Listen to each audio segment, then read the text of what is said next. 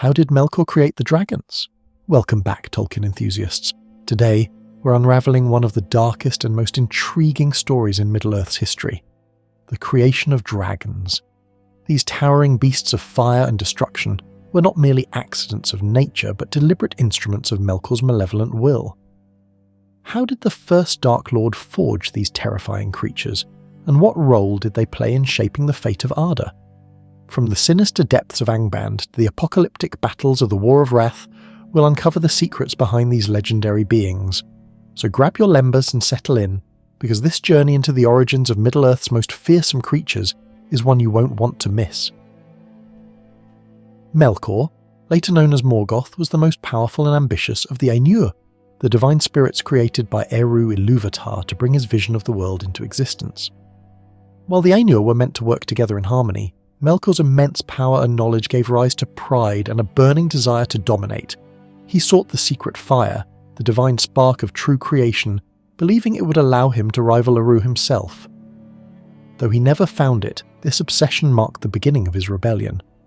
Melkor's rebellion was not immediate. He initially participated in shaping Arda alongside the other Valar. However, his vision was twisted. He wanted Arda to reflect his own grandeur rather than Eru's will. When he saw the creations of the other Valar, such as mountains, forests and seas, he felt envy instead of wonder. This envy drove him to corrupt their works, introducing firestorms, freezing cold, and darkness into the world. Even in these early days, Melkor's influence spread chaos. Unlike Eru, who created a life from nothing, Melkor's powers lay in manipulation and corruption. He twisted what already existed, warping it into something terrifying and grotesque. For example, many believe that orcs were once elves who were captured, tortured, and perverted by Melkor's will. This process of corruption defined his method of creation. He could not build beauty, only destroy and distort it. Melkor's hatred extended to his fellow Valar, particularly Manwë, the leader of the Valar and the closest to Eru.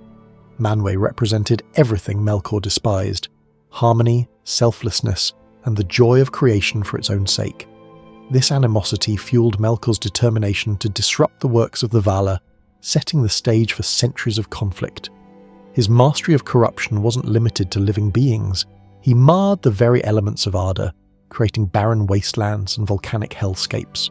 From his stronghold of Utumno, Melkor orchestrated his plans to dominate Arda. Utumno was a fortress of unimaginable darkness, filled with pits, forges and breeding grounds for his monstrous creations. It was here that Melkor perfected the art of instilling fear.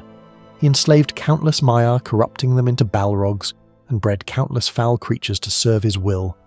His ability to command through fear and manipulation made him the most formidable force of his time. Dragons were among Melkor's most sinister inventions. Unlike his other creatures, dragons were not simply beasts of war. They were highly intelligent and capable of immense destruction. Melkor's dragons embodied his hatred and cunning, designed to strike terror into the hearts of his enemies. This relentless pursuit of power and control defined his character and set the stage for the creation of his ultimate weapons.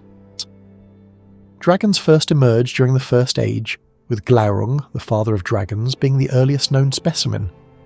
But how did Melkor create such a creature? Tolkien's writings hint that Melkor used his mastery of shadow and flame, combined with dark sorcery and the corruption of existing lifeforms, to shape the dragons. Glaurung was described as a long labour of Melkor's, suggesting years, even centuries, of experimentation in his dark fortress of Angband. Glaurung was no ordinary beast. He was massive and cunning, a creature of devastating power and malevolence. Unlike the dragons that came after him, Glaurung had no wings but possessed an almost hypnotic gaze, capable of controlling the minds of those who looked upon him. His arrival marked a turning point in the Wars of Beleriand, as he led Melkor's armies with terrifying effectiveness. The creation of Glaurung set the template for the dragons that followed, embodying both physical destruction and psychological warfare. Melkor's dragons were beings of both spirit and flesh, a blending of his destructive essence with the physical elements of Arda. This fusion made them uniquely powerful among his creations. Fire was a central aspect of their being, not only as a weapon but as a symbol of Melkor's hatred and his desire to consume and destroy. The process of imbuing these creatures with their fiery breath remains one of the great mysteries of Melkor's sorcery. It is speculated that he used secret arts to harness the raw power of the flame imperishable, although he could never truly possess it. Instead, he mimicked its effects, creating an imperfect but horrifying imitation in his dragons. Their flesh was virtually impervious to conventional weapons, and their strength and endurance made them nearly unstoppable on the battlefield. From the beginning, dragons were not mere beasts, but carefully designed instruments of war. Melkor's intent was clear: to create creatures that could decimate armies, destroy fortifications, and spread fear across Middle-earth. Their intelligence made them more than mindless tools. They could plan and adapt, making them formidable adversaries even for the most seasoned warriors. Glaurung, for example, was instrumental in many of Melkor's victories during the First Age. He led assaults that devastated elven strongholds and disrupted alliances among the free peoples. Later dragons, like Ancalagon the Black, were even more fearsome. Ancalagon's appearance during the War of Wrath was a cataclysmic event, as his sheer size and power could rival the might of the Valar themselves. These creatures were not only weapons of physical destruction, but also symbols of Melkor's enduring influence, and his ability to corrupt and dominate the natural world. Melkor's method of creation often involved corrupting and twisting existing beings. The origins of dragons likely lay in the manipulation of great beasts or reptiles, which Melkor warped and transformed through his sorcery. This process was not merely physical, it involved the bending of their very essence. Melkor used his power to infuse these creatures with a dark will and boundless aggression, turning them into engines of destruction. Dragons were crafted to embody terror itself. Their immense size, invulnerability to conventional weapons, and fiery breath ensured that they would dominate any battlefield. However, their creation was not without risks. Dragons were not mindless. Their intelligence made them unpredictable, and their immense power meant they could not always be fully controlled, even by Melkor. Melkor's essence played a pivotal role in the creation of dragons. Unlike his other creations, which relied heavily on twisting pre-existing beings, dragons required an additional element, a fragment of Melkor's own spirit. By imbuing them with a portion of his own malice and will, he ensured that they were not only physically formidable, but also possessed a cunning intelligence and a relentless drive to dominate and destroy. This infusion of his essence came at a cost. By pouring parts of his power into his creations, Melkor diminished himself over time. Yet he considered this a worthwhile trade-off, as dragons became some of his most effective and terrifying instruments of war. Their connection to Melkor's spirit also explains their inherent greed and lust for power, traits that would persist in their descendants, such as Smaug. The dragon's creation also involved a masterful blending of magic and the natural elements of Arda. Melkor's dark sorcery manipulated fire, stone, and even the air itself to craft these creatures. Their fiery breath was not a natural phenomenon, but a magical weapon, fueled by the same dark forces that empowered Melkor's other creations. This blending of elements made dragons unique among Melkor's servants. They were not spirits like the Balrogs, nor were they entirely bound to the physical world like orcs. Instead, they straddled the line between the two, embodying both the physical and the supernatural.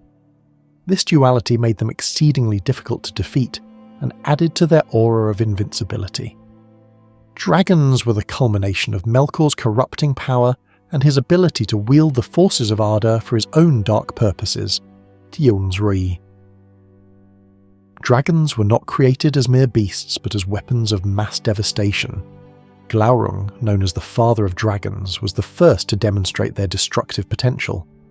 He led assaults on elven strongholds, using his sheer size and cunning to decimate entire armies.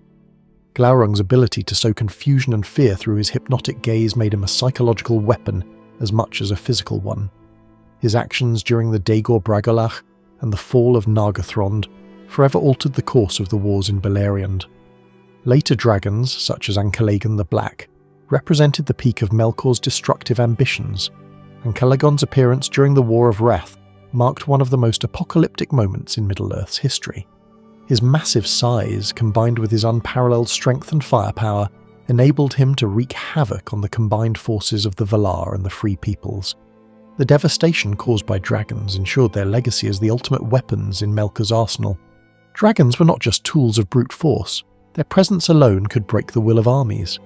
The psychological impact of facing a creature as massive and terrifying as a dragon often caused fear and disarray among Melkor's enemies. Even the bravest warriors faltered in the face of their fiery breath, impenetrable scales, and malevolent intelligence.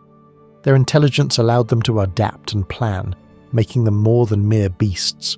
Dragons could exploit weaknesses in enemy defences, lay traps, and even manipulate their adversaries. Glaurung's manipulation of Turin Turambar, for example, showcased the cunning and cruelty of these creatures.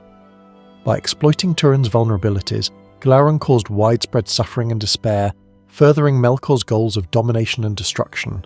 And Callaghan the Black was the greatest and most fearsome of all dragons, a creation of unparalleled power and destruction. Unleashed during the War of Wrath, he led a fleet of winged dragons that struck terror into the hearts of the Valar and their allies. His immense size was said to darken the skies, and his fiery breath could reduce entire armies to ash. The tales of Ancalagan's final battle are legendary. When Erendil, wielding the Silmaril aboard his ship Vingalot, confronted Ancalagan in the skies, the clash was nothing short of cataclysmic. Erendil, aided by the eagles of Manwë, ultimately struck the fatal blow, sending Ancalagan crashing down onto the peaks of Thangorodrim. The impact of his fall shattered the mighty towers of Morgoth's fortress, marking the beginning of the Dark Lord's defeat. Ancalagan's story stands as a testament to Melkor's ambition and the devastating consequences of his creations. Though his reign was brief, his legacy as the mightiest of all dragons endures, a symbol of both awe and terror. Though Melkor was eventually defeated and cast into the void, the dragons he created left an indelible mark on Middle-earth. Their continued existence after Melkor's fall ensured that their legacy of destruction persisted into later ages.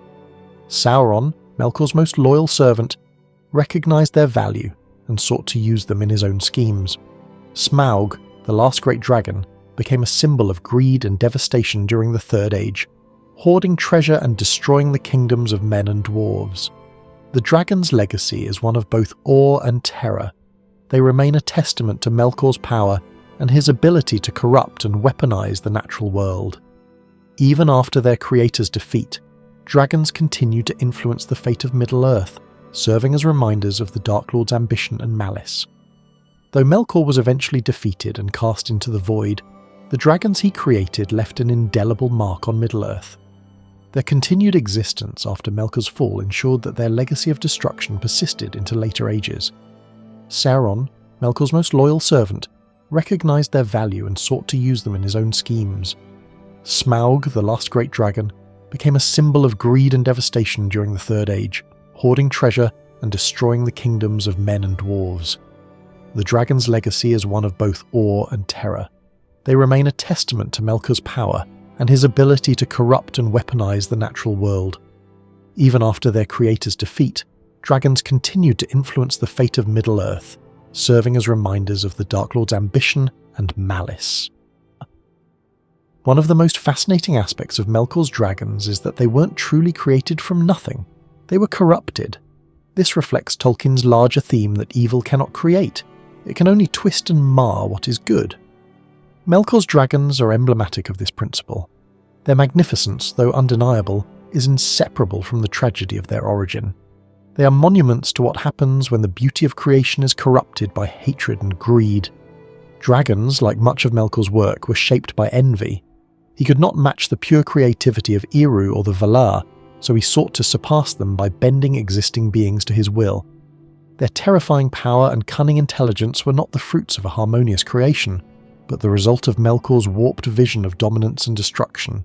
Dragons were not just manifestations of Melkor's evil, they also played a critical role in the history of Middle-earth. Their influence extended beyond the battlefield, altering the political and social landscapes of the Free Peoples. For example, Glaurung's destruction of Nargothrond and manipulation of Turin Turambar directly reshaped the fate of Beleriand. Similarly, Smaug's hoarding of Erebor's treasure led to the forging of new alliances among men, elves, and dwarves.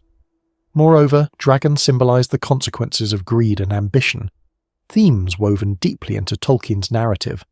Their immense power came with uncontrollable greed, which ultimately brought ruin not only to their enemies but to themselves as well.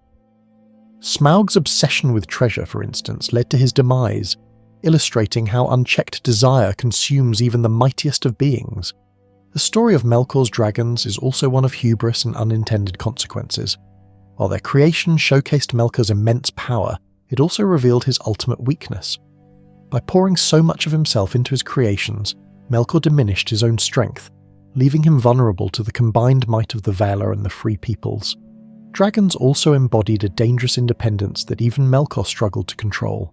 Their intelligence and inherent greed often made them unreliable servants, capable of acting against their master's will. This duality, unparalleled strength paired with uncontrollable ambition, made them a double-edged sword. Their legacy is a cautionary tale of the cost of creating weapons of immense power without considering their far-reaching consequences. Dragons remain among the most iconic and tragic symbols of Melkor's ambition, standing as a testament to his genius and his ultimate downfall. And that's the fiery tale of Melkor's dragons, beings of immense power, boundless greed, and tragic origins. From Glaurung's cunning to Anka Lagan's catastrophic strength, they were both Melkor's greatest triumph and his ultimate downfall. But what do you think? Were these dragons the Dark Lord's finest creations or symbols of his destructive arrogance? Let me know in the comments below. If you enjoyed this deep dive into Tolkien's Legendarium, don't forget to like, subscribe, and hit the notification bell for more journeys into Middle-earth and beyond. Until next time, may your path always be lit by the light of Arundel's star. Stay curious, stay adventurous, and as always, keep the fires of knowledge burning bright.